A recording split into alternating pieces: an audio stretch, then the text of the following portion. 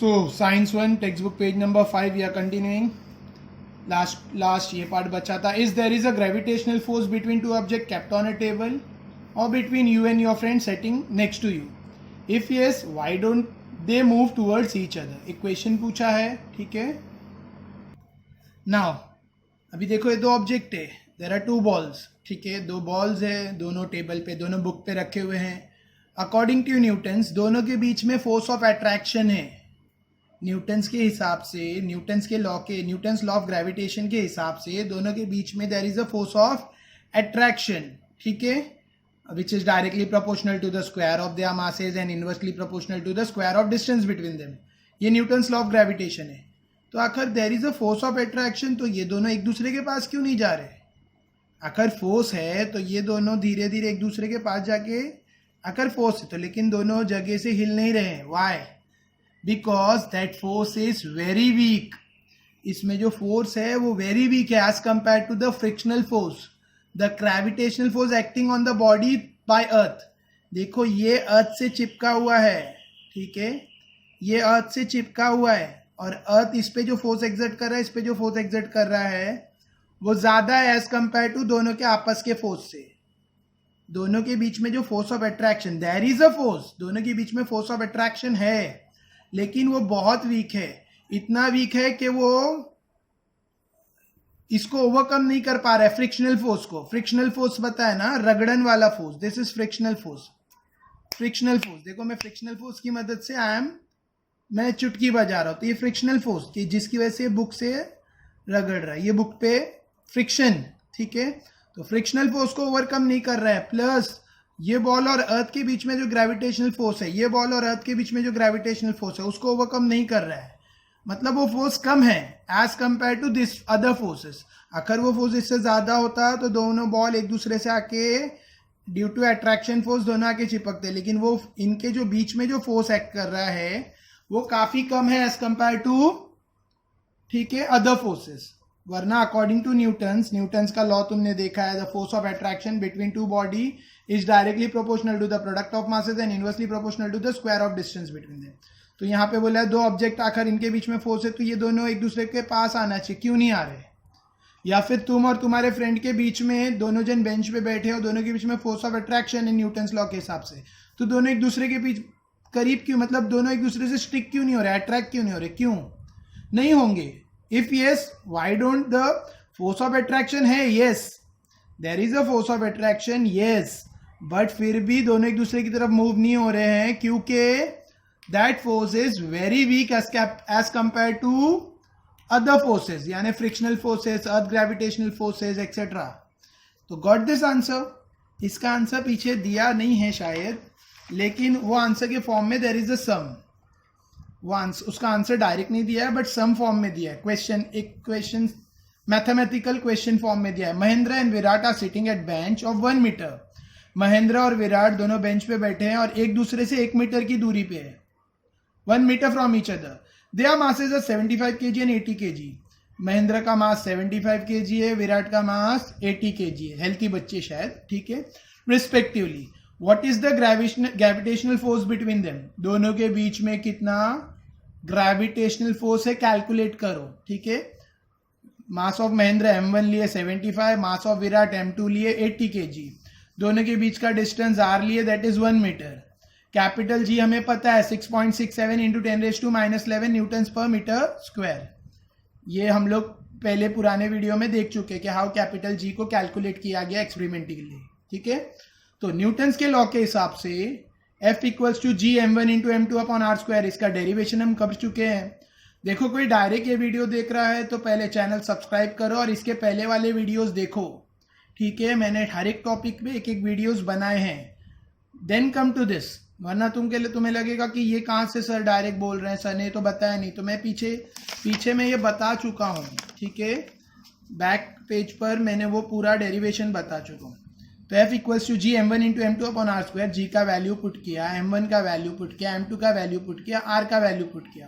Finally answer is 4.022 into 10⁻⁻7 Newton's, ठीक है. मतलब दोनों के बीच में, विराट और महेंद्र के बीच में फोर्स है, इतना फोर्स है.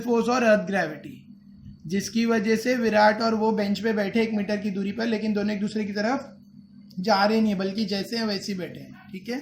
तो रीजन, यहाँ पे रीजन दिया है, this is a very small force if the force of friction between Mahendra, आखिर महेंद्र और विराट के बीच में फ्रिक्शन ऑफ फोर्स 0 हो जाए, मतलब समझ लो कि 0 ग्रेविटी हो जाए, आखिर उनकी बॉडी की ग्रेविटी 0 हो जाए, मतलब अर्थ उनकी बॉडी को अट्रैक्ट नहीं कर रहा है, दोनों फ्लोट हो रहे हैं सपोज, तो तब दोनों एक दूसरे की तरफ बढ़ेंगे और जाकर अट्रैक्ट होंगे, ठीक है। This is a very small force if the force of friction between Mahendra and bench on which it is sitting is 0, then they will start moving towards each other, Virat under the action of this force, ठीक है। आखिर if the force of friction between Mahendra and the bench, आखिर महेंद्र और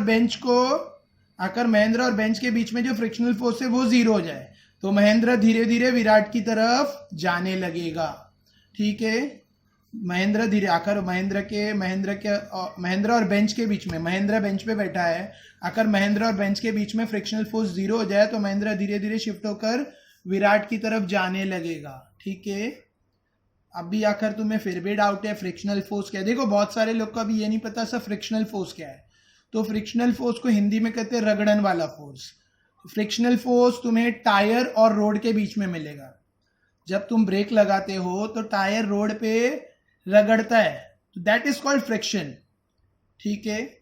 और frictional force का example carrom खेलते वक्त powder क्यों डालते हैं? कैरम खेला होगा तुमने कभी तो देखा होगा उसमें लोग पाउडर डालते हैं, पाउडर डाला जाता है। Why powder? फ्रिक्शनल फोर्स कम करने के लिए। जो डाइस है और कैरम का जो बेस है, कैरम का जो वुडन पार्ट है और डाइस के बीच में फ्रिक्शन कम करने के लिए हम लोग पाउडर डालते हैं, तो दैट इज फ्रिक्शनल फोर्स कम करने के लिए, ठीक है। तो महेंद्र और बेंच के बीच में आकर फ्रिक्शन फोर्स कम हो जाए तो महेंद्र धीरे धीरे विराट की तरफ जाने लगेगा under the action of universal law of gravitation. We can calculate his acceleration and velocity by using Newton's law of motion. और हम लोग महेंद्र क्या एक्सेलरेशन कैलकुलेट कर सकते हैं, उसकी वेलोसिटी भी कैलकुलेट कर सकते हैं। ये एग्जाम्पल समझा, ठीक है। ये जो फोर्स है ये बहुत कम है as compare to frictional force and earth gravitational force. इसकी वजह से दोनों मूव नहीं हो रहे, बेंच पे दूर बैठे।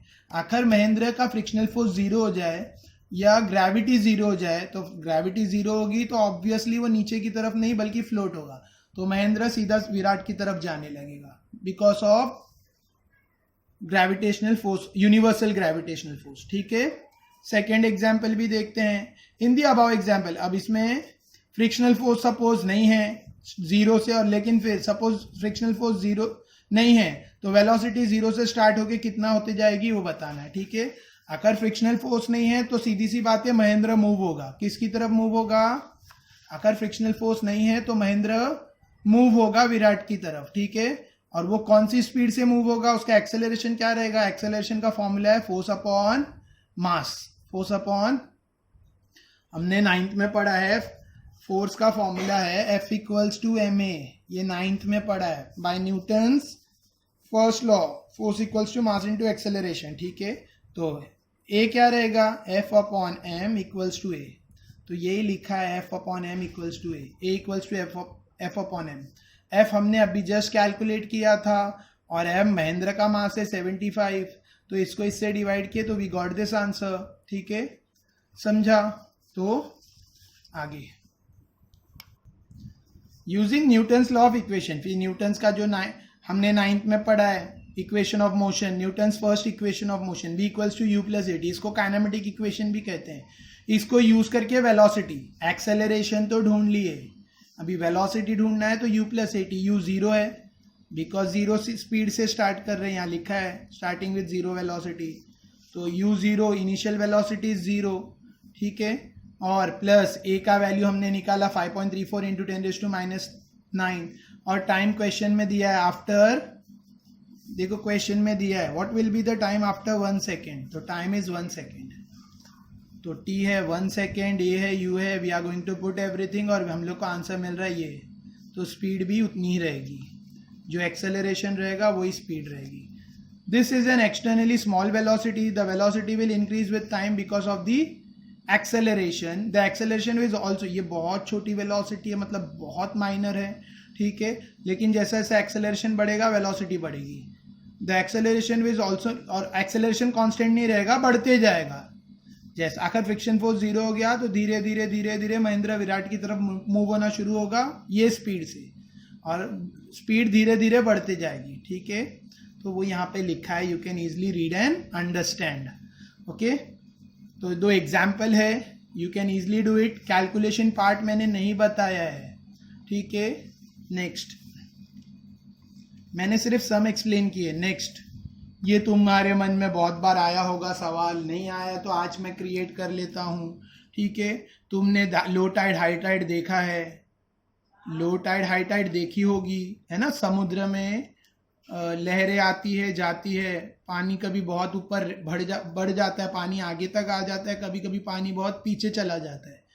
तो पानी आगे आना मतलब हम उसको हाई टाइड बोलते हैं, और पानी बहुत पीछे चले जाना उसको बोलते हैं लो टाइड, ठीक है। तो हाई टाइड लो टाइड क्यों आती है, क्या रीजन है? तो इसका रीजन है मून, इसका रीजन है मून, ठीक है, इसका रीजन है मून, ठीक है।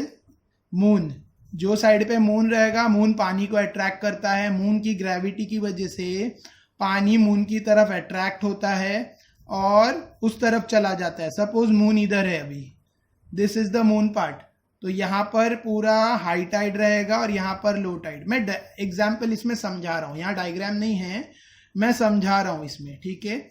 या चाहिए तो I am going to explain it on a paper. So this is earth, suppose this is the earth and this is the moon. तो मून यहाँ पर है, तो यहाँ पर पानी पूरा इस तरफ खींचेगा, ठीक है, और ये साइड पूरा लो टाइड हो जाएगा, लो टाइड, और यहाँ पे आ जाएगा हाई टाइड, हाई टाइड, ठीक है।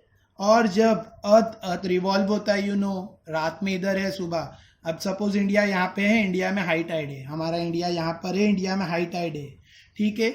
जब अर्थ रिवॉल्व होगा और इंडिया यहाँ पहुंचेगा, जब अर्थ रिवॉल्व होगा और इंडिया यहाँ पहुंचेगा और मून यहाँ पर है, ठीक है, अर्थ रिवॉल्व होता है और 24 आवर्स में एक रेवोल्यूशन कंप्लीट होता है, ये 5th-6th स्टैंडर्ड में पढ़ाया जाता है। तो इंडिया यहाँ पहुंचा, मून यहाँ पर है, अब यहाँ पे जो देश है उनके लिए हाई टाइड है और इंडिया में क्या है, इट्स लो टाइड, समझा। तो इसके लिए दिन में 2 बार यू कैन फाइंड, मतलब 24 आवर्स में 2 बार हाई टाइड लो टाइड होता रहता है। It's all because of earth revolution and moons gravity.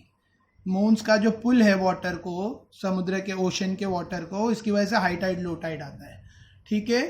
तो आई हैव एक्सप्लेन, तो मैंने ये पूरा एक्सप्लेन किया, please read it and understand, ठीक है। ये तुम्हारे लिए दिया है, it's under a red box, तो रीड एंड अंडरस्टैंड। मैंने एक्सप्लेन किया है कि लहरें क्यों आती, मतलब लहरें क्यों आती जाती, मतलब लो टाइड हाई टाइड क्यों होता है, ठीक है, that's is the reason, alright.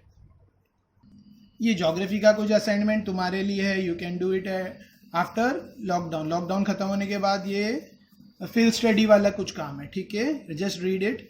Next, earth gravitational force, earth gravitational force.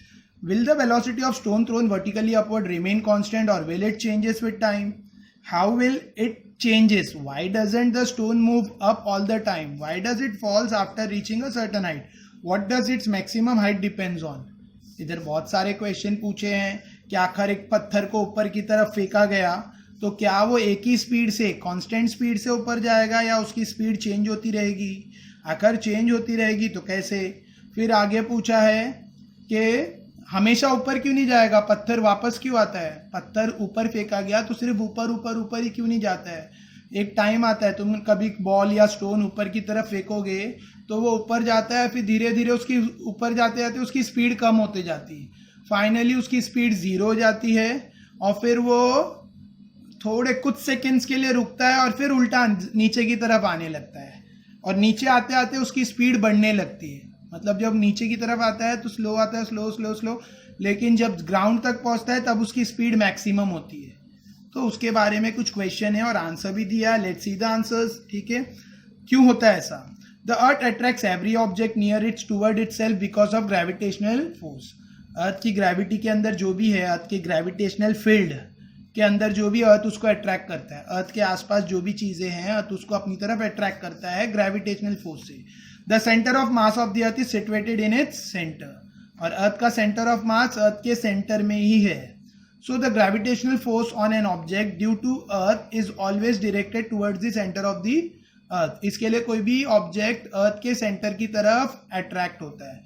Because of this force an object fall vertically downwards on the earth, जिसकी वजह से कोई भी चीज जैसे मैं ये बॉल फेंक रहा हूं, ठीक है, तो ये क्या होगा, ये बॉल मैंने यहां से ड्रॉप किया तो ये वर्टिकली डाउन जाएगा, ऐसा नहीं जा रहा है। देखो मैंने बॉल फेंका, यू कैन सी ये सीधा यहां से ग्राउंड पे गया।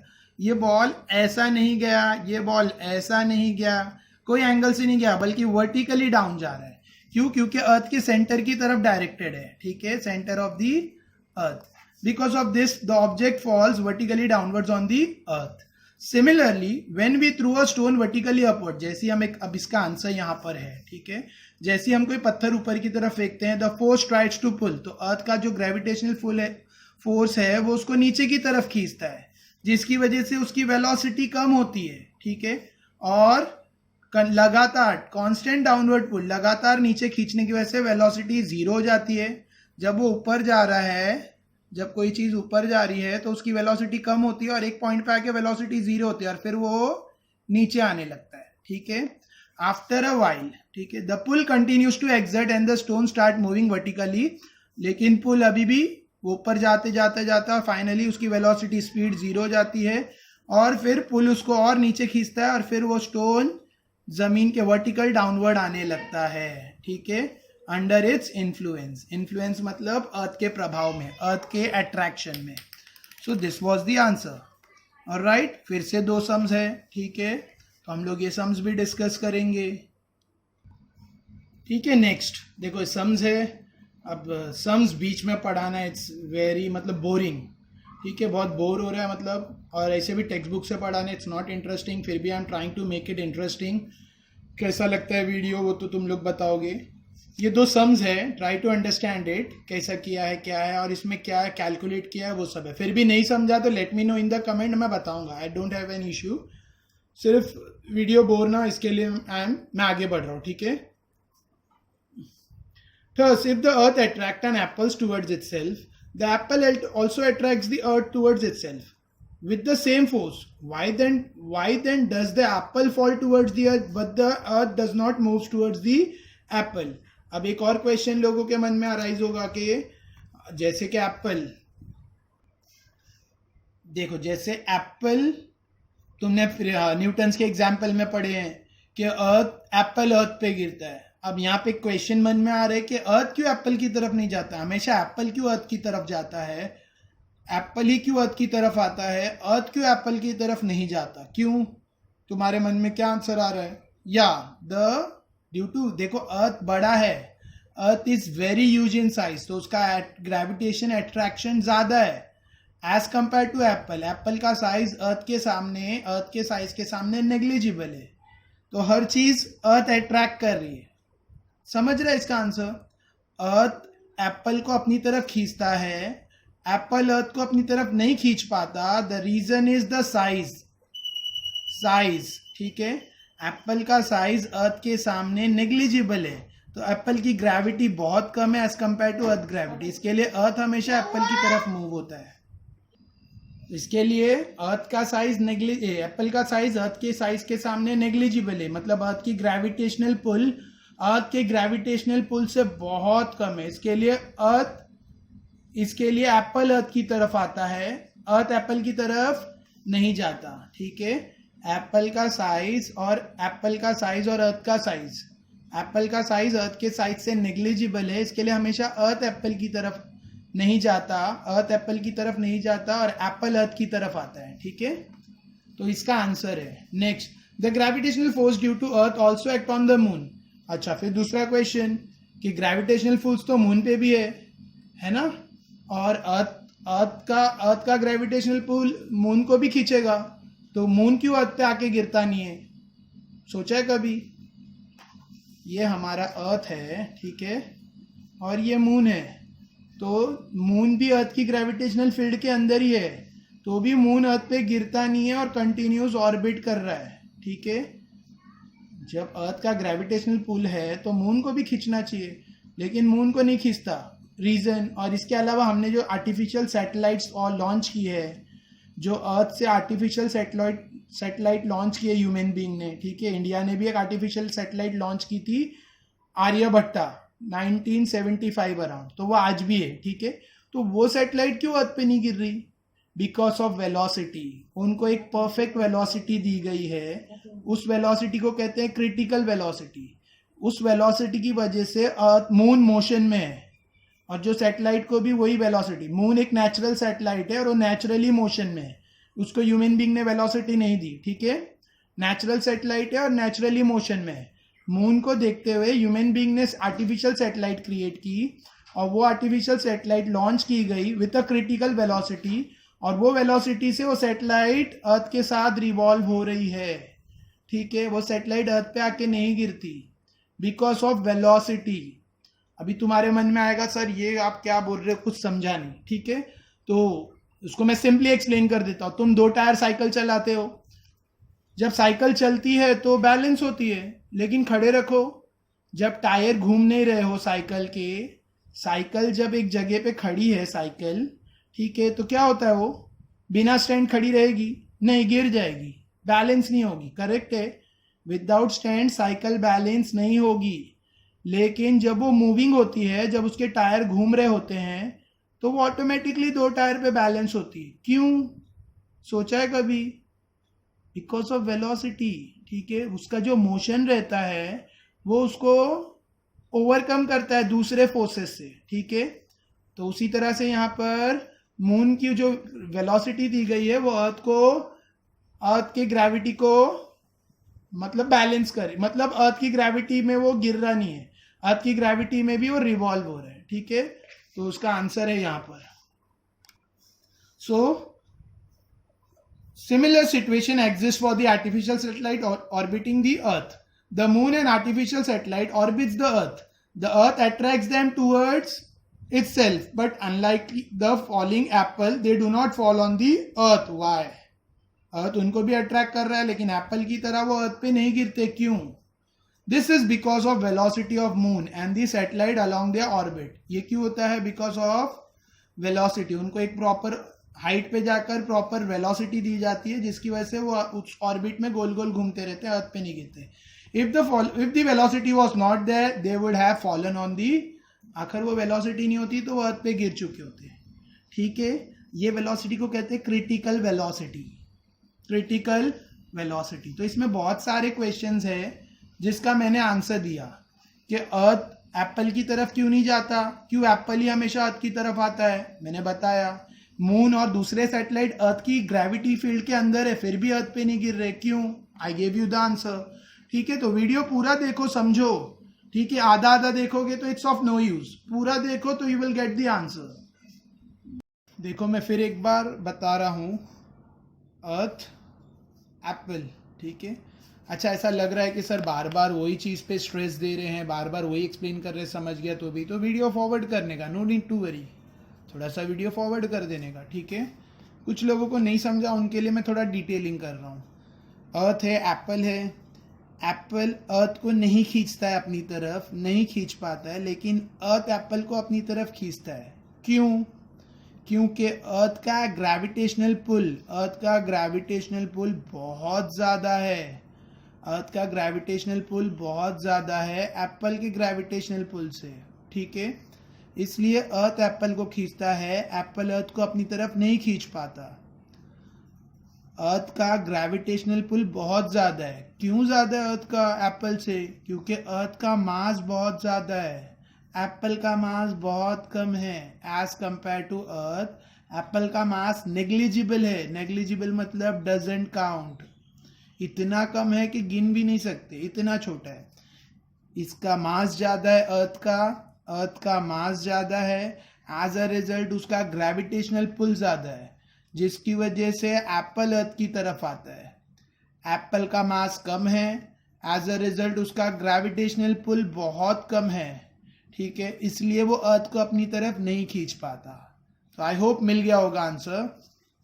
आगे एक और चीज थी, अर्थ है, अर्थ और मून है, ठीक है, मून।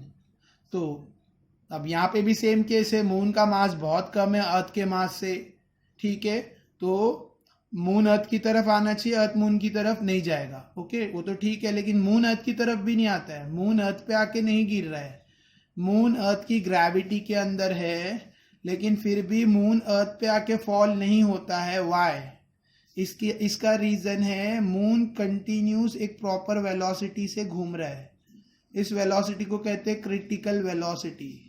मून एक नेचुरल सैटेलाइट है और नेचुरली, ठीक है, अब किसने मून को ये वेलोसिटी दी? गॉड नोज, है ना, गॉड ने दी, ठीक है, ऐसा मैं बोल सकता हूं, ठीक है। अकॉर्डिंग टू साइंस सब अपने आप हो गया, इट वाज नेचुरल, अपने आप मून वो वेलोसिटी में सेटअप हो गया, ठीक है। लेकिन मून जो फैक्ट है वो मैं पढ़ा रहा हूँ, हाउ नहीं बता रहा हूँ, किसने किया वो मत देखो, बस मून एक वेलोसिटी में रिवॉल्व हो रहा है अराउंड अर्थ। मून एक वेलोसिटी से रोटेट हो रहा है जिसकी वजह से वो अर्थ पे नहीं घूमता है, और वो वेलोसिटी को कहते हैं क्रिटिकल वेलोसिटी। मैंने एक सिमिलर एग्जांपल दिया था साइकिल का। तुम साइकिल खड़ी रखो तो विदाउट स्टैंड साइकिल दो टायर पे बैलेंस नहीं होगी। साइकिल आखिर एक जगह पे खड़ी है और स्टैंड नहीं है तो वो गिर जाएगी। ट्राई करके देख सकते हो एट होम। लेकिन साइकिल जब चलती है, जैसी साइकिल चलने लगती है तो जितनी फास्ट चलती है उतना उसका बैलेंस बढ़ जाता है। जितनी साइकिल फास्ट चलेगी उतना उसका बैलेंस बढ़ेगा, ठीक है। साइकिल एक जगह खड़ी है, स्टैंड नहीं लगा है, गिर जाएगी, ठीक है। लेकिन साइकिल जैसी चलने लगेगी, स्लो चल रही है तो थोड़ा बहुत डिसबैलेंस होते रहेगी, फास्ट चल रही बैलेंस बढ़ जाएगा। मतलब जितना उसको वेलोसिटी प्रॉपर मिलेगी उतना उसका बैलेंस बढ़ेगा। Example, this is an example, don't write in the case of moon. ये एग्जाम्पल मून में नहीं लिखना है, ये तुम लोग को समझाने के लिए कि वाई मून एक ऑर्बिट में कंटिन्यूस घूम रहा है। आज से नहीं घूम रहा है, पिछले महीने से नहीं घूम रहा है, 2-4 सालों से नहीं घूम रहा है, ठीक है। जब से अर्थ मून क्रिएट हुआ है तब से ये रेवोल्यूशन चल रहा है, रोटेशन चल रहा है, ठीक है। तो इसका आंसर नहीं है कि कब से घूम रहा है, लेकिन जब से अर्थ है उसको देखा जा रहा है, जब से ह्यूमन बीइंग है अर्थ मून को देखा जा रहा है कि वो कंटिन्यूस रिवॉल्व हो रहा है। इसको कहते हैं नेचुरल सैटेलाइट। ह्यूमन बीइंग ने इसको नाम दिया नेचुरल सैटेलाइट, और वो कंटिन्यूस रोटेट हो रहा है around earth with a fixed velocity that is called critical velocity। और वो वेलोसिटी की वजह से रिसर्च करके पता चला, वो वेलोसिटी की वजह से वो गिरता नहीं अर्थ पे, घूमता रहता है। तो साइंटिस्टों ने हार्डवर्क करके सैटेलाइट डेवलप की, और सैटेलाइट को भी रॉकेट के थ्रू एक प्रॉपर हाइट पर भेजा और उसे भी क्रिटिकल वेलोसिटी में सेट कर दिया। रॉकेट के थ्रू सैटेलाइट को हाइट पर भेजा और उसे क्रिटिकल वेलोसिटी से पुल दे दिया। तो वो सैटेलाइट भी अभी तक अर्थ के ऑर्बिट में, अर्थ के अराउंड ऑर्बिट में घूम रहे हैं। वो सैटेलाइट भी अर्थ के ऑर्बिट में अराउंड में घूम रहे हैं। This type of satellites are called artificial satellites. This satellites are called, moon is a natural satellite और ये आर्टिफिशियल सैटेलाइट है। आर्टिफिशियल सैटेलाइट मून को फॉलो करते हुए, मून की स्टडी करते हुए सैटेलाइट्स को आर्टिफिशियल सैटेलाइट को वेलोसिटी दी गई और सैटेलाइट को लॉन्च किया गया। सैटेलाइट वही चीज है जिस पे हमारा फोन चल रहा है, जिस पे हमारा इंटरनेट चल रहा है, हमारे टीवी चल रहे हैं, ठीक है। हमें जो वेव्स आते हैं वो सैटेलाइट से रिफ्लेक्ट होके आते हैं और उस पे ही हमारा टीवी, हमारा मोबाइल फोन एक्सेट्रा वर्क करता है, ठीक है। तो आई होप ये सारे कॉन्सेप्ट क्लियर हो गए। तो हम आगे बढ़ते हैं। यहाँ तक तो मैंने आई फिनिश्ड इट, ठीक है। एप्पल वाला केस, मून वाला case. Next, Earth's gravitational acceleration. The Earth exerts gravitational force on an object near it. According to Newton's second law of motion, a force acting on a body results in acceleration. क्योंकि अर्थ move हो रहा है, जो चीज move होती है उसमें acceleration होता है, ठीक है। तो अर्थ का भी कुछ एक्सेलरेशन होगा, है ना। अर्थ एक फोर्स एक्सर्ट कर रहा है और जो चीज फोर्स एक्सर्ट कर रही है सेकेंड लॉ के हिसाब से वो एक्सेलरेशन प्रोड्यूस करती है, ठीक है। Thus the gravitational force to the earth on the body results in acceleration।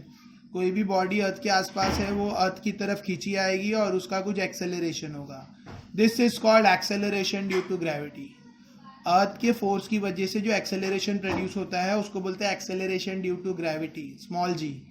जैसे F equals to M A, this is Newton second law, F equals to M A, ये न्यूटन्स का second law है। F equals to M A, force equals to mass into acceleration, ठीक है। Newton's ने कहा जहाँ force होगा वहाँ एक्सेलरेशन होगा, अगर फोर्स मास पे एक्ट हो रहा है तो एक्सेलरेशन होगा, ठीक है। नाउ अर्थ के केस में ग्रेविटेशनल फोर्स है, ठीक है। अर्थ का ग्रेविटेशनल फोर्स किसी मास पे एक्ट कर रहा है तो उसका भी ग्रेविटी रहेगा, तो उसका भी एक्सेलरेशन ड्यू टू ग्रेविटी रहेगा और उसे कहते हैं small ji.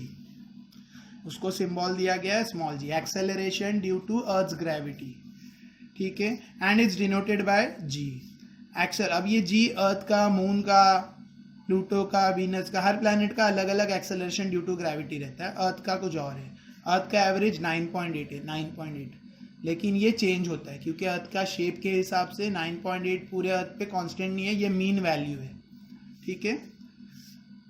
Acceleration is a vector quantity as a gravitational force on any object due to Earth is directed towards the center of the Earth. The direction of acceleration due to gravity it's also directed towards the center of the Earth, that is vertically downward. ये एक vector quantity है, vector, ठीक है। इसके लिए इसका भी direction है और इसका डायरेक्शन अर्थ के सेंटर में है, इसका डायरेक्शन अर्थ के सेंटर में है। देखो बहुत सारे बच्चों को ये वर्ड का मतलब नहीं पता। Sir what is vector quantity? Sir आपने बोल दिया वेक्टर, ठीक है, लेकिन वेक्टर मतलब क्या? मैंने मैक्सिमम बच्चों को पाया 9-10 स्टैंडर्ड के, मोस्टली बच्चों को वेक्टर का मतलब ही नहीं पता। सर वेक्टर का अपोजिट वर्ड है scalar, scalar quantity vector quantity opposite है। तो you may be knowing the definition, नहीं पता मैं अभी बता देता हूं, बट मेरा वीडियो एक्सटेंड होता है तो you have to watch it, ठीक है। फिर बाद में मतलब डोंट कंप्लेन कि सर ने इतना बड़ा चैप्टर मतलब इतना टाइम ले लिया एक्सप्लेन करने छोटे से टॉपिक को, बिकॉज आई हैव टू बहुत सारे बेसिक भी बताने पड़ रहे हैं। तो स्केलर और वेक्टर में मैं डिफरेंस बता रहा हूँ। स्केलर क्वांटिटी उसको बोलते हैं जिसमें डायरेक्शन नहीं होता, मेजरमेंट होता है। एग्जाम्पल टेम्परेचर, आज टेम्परेचर 32 डिग्री है तो मेजरमेंट है, ठीक है, मैग्नीट्यूड है, मेजरमेंट है, बट उसका टेम्परेचर का कोई डायरेक्शन नहीं होता, ठीक है। मास 45 kg मेरा मास है, ठीक है, मास है, मास और वेट अलग अलग चीजें हैं, आगे आएगा चैप्टर में, ठीक है। तो मास इज अ स्केलर क्वांटिटी। जो चीज में डायरेक्शन नहीं होता, सिर्फ मेजरमेंट होता है, सिर्फ मैग्नीट्यूड होता है, उसे कहते हैं स्केलर क्वांटिटी। और जो चीज में दोनों रहता है, measurement as well as direction, magnitude as well as, उसे कहते हैं vector quantity. Acceleration is a vector quantity. Acceleration speed से, स्पीड अपॉन टाइम, तो कौन से डायरेक्शन में, उसका एक प्रॉपर डायरेक्शन रहेगा। अर्थ कोई भी चीज को पुल करता है, किधर खींचता है, वर्टिकली डाउनवर्ड, तो उसका डायरेक्शन है। इसके लिए g is a vector quantity. Mass is a scalar quantity, g is a vector quantity. Force फिर वेक्टर क्वांटिटी। फोर्स अप्लाई हो रहा है, कौन से डायरेक्शन में हो रहा है, लेफ्ट हो रहा है, राइट हो रहा है, ऊपर हो रहा है, नीचे हो रहा है, तो फोर्स का एक डायरेक्शन होता है। सो this is a vector quantity. Vector मतलब मैग्नीट्यूड और डायरेक्शन दोनों रहेगा। स्पीड है, फोर्स है, ग्रेविटी है, एक्सेलरेशन ड्यू टू ग्रेविटी है, एक्सेलरेशन है, ये सारे वेक्टर क्वांटिटी है। स्केलर क्वांटिटी का मैंने एग्जांपल दिया टेम्परेचर। आज क्या टेम्परेचर है, 42 डिग्री, कौन से डायरेक्शन में, उसका कोई डायरेक्शन नहीं रहता है टेम्परेचर का, तो it is a scalar quantity, ठीक है। स्केलर क्वांटिटी में सिर्फ मैग्नीट्यूड रहेगा, मेजरमेंट रहेगा, डायरेक्शन नहीं होगा, उसे कहते हैं स्केलर क्वांटिटी, ठीक है, समझा। और जिसमें डायरेक्शन हो उसको कहते हैं वेक्टर क्वांटिटी। जैसे लेंथ, मैंने कपड़ा लाया 2 मीटर, तो कपड़ा लाया 2 मीटर, कौन से डायरेक्शन में लाया, तो कपड़े का लेंथ का कोई डायरेक्शन नहीं है, 2 मीटर का कोई डायरेक्शन नहीं है, तो length is also a scalar quantity. Length क्या है, लेंथ, कपड़ा लेंथ में लेते हैं ना, 10 मीटर कपड़ा दो, 5 मीटर कपड़ा दो, ठीक है, तो वो लेंथ, तो length is a scalar quantity. तो याद रखो जिसमें डायरेक्शन हो और मैग्नीट्यूड हो उसे कहते हैं वेक्टर, जिसमें सिर्फ मैग्नीट्यूड और डायरेक्शन ना हो उसे कहते हैं स्केलर। तो यहाँ acceleration is a vector quantity, ठीक है। बेसिक बता रहा हूँ थोड़ा बहुत, वीडियो एक्सटेंड हो रहा है, don't mind. As the gravitational force on an object due to Earth is directed towards the center of the Earth, the direction of acceleration due to gravity is also, ये समझिए, all right। Next यहाँ पे एक छोटा सा derivation है, मतलब एक छोटा सा कैलकुलेशन है जिसके through acceleration due to gravity calculate की गई है, ठीक है। छोटा सा डेरिवेशन स्टाइल है, F equals to G M M upon R square, ये फॉर्मूला पीछे पढ़ चुके हैं, इसे कहते हैं न्यूटन्स ग्रेविटेशनल फोर्स, ठीक है। न्यूटन ग्रेविटेशनल फोर्स वाला फॉर्मूला है ये, law of Newton's gravitation, Newton's law of universal gravitation, वहाँ से फॉर्मूला आया था, मैंने पूरा इसको सॉल्व किया बुक में, ठीक है। और ये न्यूटन्स का फॉर्मूला है, Newton second law of motion वाला formula, F equals to m g, F equals to G M M upon R square, F equals to m g. आखिर ये दोनों को कंपेयर करेंगे, दोनों का लेफ्ट साइड F है तो राइट साइड इक्वल, तो यहाँ पे राइट साइड इक्वल लिखा है, ठीक है। एम एम कैंसिल हो गया नेक्स्ट स्टेप में, तो हमें क्या मिला, G equals to capital G M upon R square, ठीक है। नाउ जी अर्थ की ग्रेविटेशनल एक्सेलरेशन, कैपिटल जी का वैल्यू हमने पीछे देखा था, इट्स क्या था, कैपिटल जी का वैल्यू मैथमेटिकली फाइंड किया गया है and it's 6.673 into 10⁻⁻11 newton metre, तो उसका वैल्यू यहाँ पुट किए। So G equals to G M upon R square, G equals to G M upon R square, ठीक है। G हमें वैल्यू पता है, मैंने अभी जस्ट पेज टर्न करके बताया। M mass of the earth, mass of the अर्थ का मास 6 इंटू 10⁻24 kg, एक्सपेरिमेंटली कैलकुलेट किया गया है। अर्थ का मास 6 इंटू 10⁻24 kg एक्सपेरिमेंटली कैलकुलेट किया गया है, ठीक है। अर्थ को जाके वेट, कोई मशीन से वेट नहीं किया है, एक्सपेरिमेंटली कैलकुलेट किया गया। अर्थ का रेडियस 6.4 इंटू 10⁻6, अर्थ का मास एक्सपेरिमेंटली कैलकुलेट किया गया, अर्थ का रेडियस एक्सपेरिमेंटली कैलकुलेट किया गया। जी एम आर स्क्वायर सबका वैल्यू पुट किया और कैलकुलेट किए, तो वी गॉट 9.77 मीटर पर second square. So this is acceleration due to gravity small g, ठीक है। The acceleration due to gravity depends only on the mass m and radius r of the earth, and so the acceleration due to gravity of given point on the earth is same for all object, it does not depends on the property of the object, ठीक है। सिर्फ अर्थ का मास। अच्छा यहाँ पे देखो small are का capital R क्यों लिया है, यहाँ पे रीजन लिखा है, आर मतलब रेडियस ऑफ द अर्थ लिया है क्योंकि ऑब्जेक्ट की हाइट अर्थ के रेडियस से बहुत कम है, ठीक है, इसके लिए, ठीक है। नेक्स्ट यहाँ पे क्वेश्चन फिर आगे आएगा, you are going to find a question over here, variation in the value of g का वैल्यू चेंज होता है, जी का वैल्यू चेंज होता है, क्यों, जी का वैल्यू इक्वेटर पे 9.78 है और पोल्स पे 9.832 है, क्यों, जी का वैल्यू इक्वेटर पे 9.78 मीटर पर सेकेंड स्क्वायर है और पोल्स पे 9.832 मीटर पर सेकेंड स्क्वायर है। रीज़न क्या है इसका, तो इसमें रीज़न लिखा है, मैं डायरेक्टली रीज़न में बिना रीड करे तो मैं रीज़न डायरेक्ट बता रहा हूँ। अर्थ स्फेरिकल शेप का नहीं है, अर्थ बल्ज शेप का है, अर्थ बल्ज है, बल्ज मतलब एलिप्स टाइप ही, ठीक है, सॉरी, अर्थ स्फेरिकल नहीं है, अर्थ का प्रॉपर शेप बल्ज है, ठीक है। अर्थ स्फेरिकल नहीं है, स्फेरिकल शेप का अर्थ नहीं है, अर्थ बल्ज का शेप का है, रेवोल्यूशन की वजह से। कंटिन्यूस अर्थ रिवॉल्व होता है, अर्थ कंटिन्यूस गोल गोल घूम रहा है, मतलब अपने एक्सिस के अराउंड में रिवॉल्व होना, जैसे पेन हो रही है, ठीक है, देख सकते हो पेन कैसे रिवॉल्व हो रही है, इसको बोलते हैं रेवोल्यूशन। दो टॉपिक है, रोटेशन अलग है, रेवोल्यूशन अलग है। कोई ऑब्जेक्ट आजू बाजू घूम रही है, जैसे मून अर्थ के आजू बाजू घूम रहा है गोल गोल, इसे कहते हैं रोटेशन। और मून खुद ही और अर्थ खुद ही अपने एक्सिस, अर्थ अपने सेंटर के आजू बाजू गोल गोल घूमता है, ठीक है, उसे कहते हैं रेवोल्यूशन। सो कंटिन्यूस रेवोल्यूशन की वजह से अर्थ का शेप थोड़ा सा बल्ज्ड है, इतना बल्ज भी नहीं है जितना मैंने ड्रॉ कर दिया, सॉरी, अर्थ का शेप थोड़ा सा बल्ज्ड है, थोड़ा सा, ज़्यादा नहीं, थोड़ा सा, ठीक है, थोड़ा सा बल्ज्ड है, ठीक है। अब मैं इतना प्रॉपर ड्रॉ नहीं कर सकता। This part is called equator and this part is called poles. ये इक्वेटर्स है, ये जो एक्सिस है एक लाइन है ऐसी पूरी अर्थ पे, उसे कहते हैं इक्वेटर, इसे कहते हैं पोल्स। इक्वेटर पे आकर ग्रेविटी मापी जाएगी तो कुछ और आती है, और पोल पे ग्रेविटी मापी जाती है तो कुछ कुछ और मीन्स थोड़ा सा चेंज आता है, एक लाइट हल्का सा चेंज बताता है, ठीक है। इक्वेटर पे ग्रेविटी है 9.78 और पोल पे ग्रेविटी पुल है, पोल पे जो ग्रेविटी है दैट इज 9.832। तो ये 7, 8 और 8, ये 9.8 है, ये 9.7 है, तो ये छोटा सा डिफरेंस आता है इक्वेटर और पोल्स पे, और उसका रीज़न है अर्थ का शेप।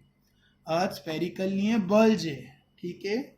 बल्ज हो गया थोड़ा सा, मतलब स्फीयर से थोड़ा सा ये पार्ट से थोड़ा सा स्प्रेस हो गया और ये पार्ट से थोड़ा सा स्वेल हो गया, ठीक है। यहाँ साइड से इक्वेटर से स्वेल हो गया, पोल से तो ये अर्थ का सेंटर है सपोज, तो ये डिस्टेंस बढ़ जाता है रेडियस, और यहाँ पे रेडियस कम हो जाता है, ठीक है। इसकी वजह से यहाँ जी का वैल्यू 9.78 आता है और यहाँ पे जी का वैल्यू 9.832 आता है, और राइट, ठीक है। तो यहाँ पर एक्सेलरेशन ड्यू टू ग्रेविटी कुछ और होती है और पोल पे एक्सेलरेशन ड्यू टू ग्रेविटी कुछ और होती है। तो मैंने जो एक्सप्लेन किया it's all written over here, read करके यू कैन ईजिली अंडरस्टैंड, ठीक है।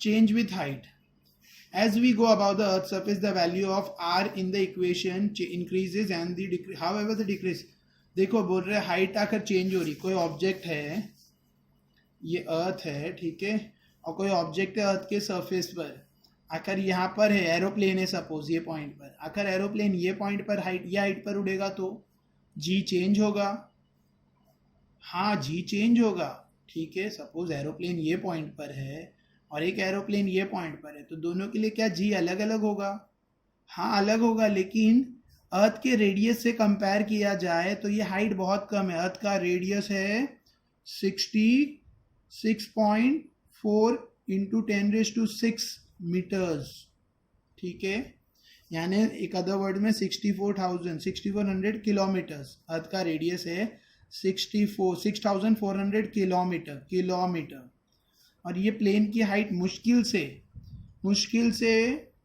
500 किलोमीटर होगी या 200 किलोमीटर, 100 किलोमीटर होगी, वो भी ज़्यादा बता रहा हूँ मैं, 100 किलोमीटर होगी, और ये हार्डली ऊपर और हाइट पे प्लेन गया तो हार्डली 200 किलोमीटर होगी। तो 100 किलोमीटर मतलब 100 किलोमीटर भी ज़्यादा है, 10 किलोमीटर होगी, सॉरी 10 किलोमीटर होगी या 20 किलोमीटर होगी, मतलब प्लेन की मैक्सिमम हाइट 10 किलोमीटर होगी या 20 किलोमीटर। तो ये 10 किलोमीटर 6400 किलोमीटर के सामने बहुत छोटा है, या 20 किलोमीटर 6400 किलोमीटर के सामने बहुत छोटा वैल्यू है, ठीक है। तो ये वैल्यू अर्थ के जी को ज़्यादा इफेक्ट नहीं करता, तो इसके लिए हाइट से जी को ज़्यादा इफेक्ट नहीं पड़ता, ठीक है, मतलब बहुत नेग्लिजिबल इफेक्ट पड़ता है। तो what I said is return over here, सारे एग्जाम्पल है, प्लेन की भी हाइट इन लोग ने 6406 तो ज़्यादा इफेक्ट नहीं करता, इसके लिए उसको गिनते नहीं, इसके लिए जी में इतना फ़र्क नहीं पड़ता ये 10-20 किलोमीटर से, इसके लिए उसको वो नेग्लिजिबल है। 20 तो नहीं होता है, हार्डली कोई प्लेन जाते होंगे, 10-5 ऐसा रहता है, ठीक है। तो वो पूरा यहाँ पे लिखा है, just read it once you will get to understand. मैंने दोनों टॉपिक इधर समझा दिया डिटेल में, you can easily understand by reading it once. फिर भी नहीं समझा तो आइंदा है, ये इक्वेटर पार्ट है बल्ज है, और ये पोल्स पार्ट है फ्लैटन, ठीक है, और ये प्लेन का हाइट के हिसाब से मैंने बताया, ठीक है। तो जी को इफेक्ट नहीं